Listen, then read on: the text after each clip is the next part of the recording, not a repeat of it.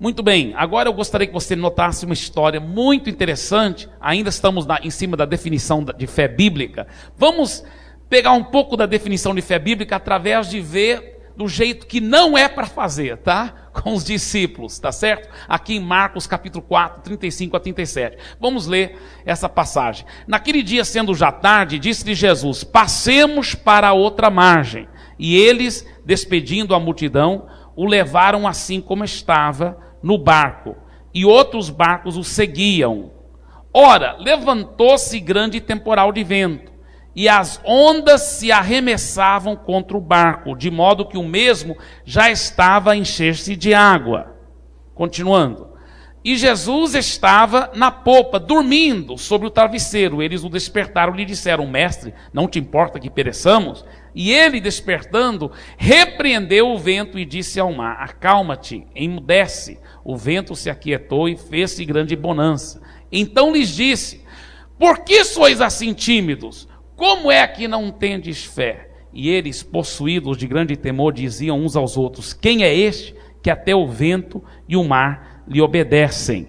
Agora, eu gostaria que você voltasse para a primeira parte desse texto. Voltando para a primeira parte desse texto. Muito bem. Vamos olhar a primeira coisa que Jesus diz. Naquele dia, sendo já tarde, disse-lhe Jesus: passemos para a outra margem. Jesus disse: nós vamos para o outro lado. A palavra de Deus havia sido liberada, porque Jesus é Deus. Agora, o grande temporal veio, os ventos se arremessaram contra o barco e os discípulos começaram a ficar com medo que iam se afundar. Agora, continuando no texto, versículo 38, fala que Jesus estava dormindo e os discípulos, com aquele medo, o acordaram e disse: não te importa que pereçamos. Depois de Jesus repreender o vento, o que ele disse? Então lhes disse: por que sois assim tímidos? Como é que não tendes fé?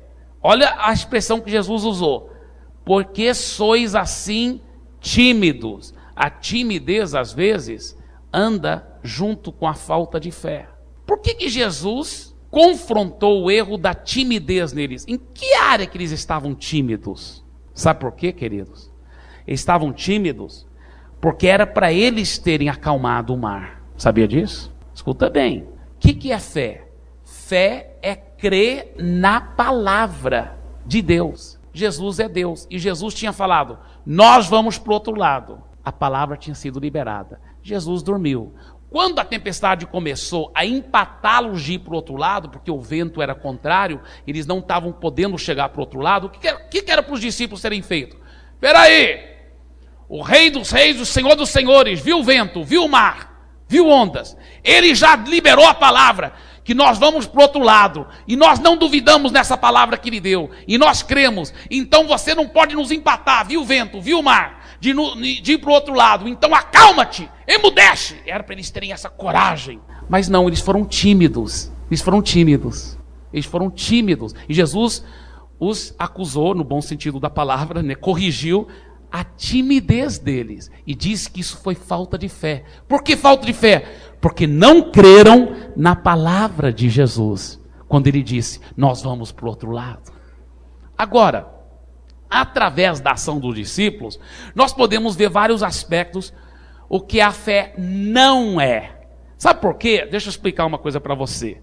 Uma das formas de entendermos melhor o que é a fé é de entendermos o que a fé não é, tá certo? Então vamos aí continuar. O que a fé bíblica não é? Em primeiro lugar, a fé bíblica não é simplesmente um desejo. Não é simplesmente um desejo. Você acha que os discípulos tinham um desejo de ver aquele mar calmo? Será que eles estavam querendo que aquele mar ficasse calmo, sim ou não? Sim, tem gente que fala que fé é só você querer uma coisa muito, muito, muito. Não, os discípulos queriam muito, muito, muito que o mar se acalmasse.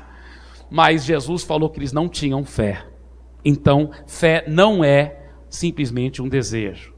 Segunda coisa que fé não é pensamento positivo. Fé não é pensamento positivo. Um filósofo americano, William James, ele, muitos anos atrás, começou um ensino muito grande sobre a força psíquica, sobre concentrando energias positivas e pensar positivamente. Dele surgiu tantos ensinos de pensamento positivo que agora espalham pelo mundo afora.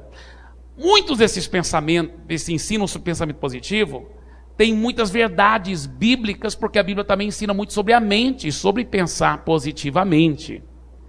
Mas o que nós temos que entender que pensamento positivo não é fé, e fé não é pensamento positivo. É importante e bom pensar positivamente, mas em muitas circunstâncias, se só tiver pensamento positivo, não vai realizar um milagre. Vou falar de uma coisa aqui.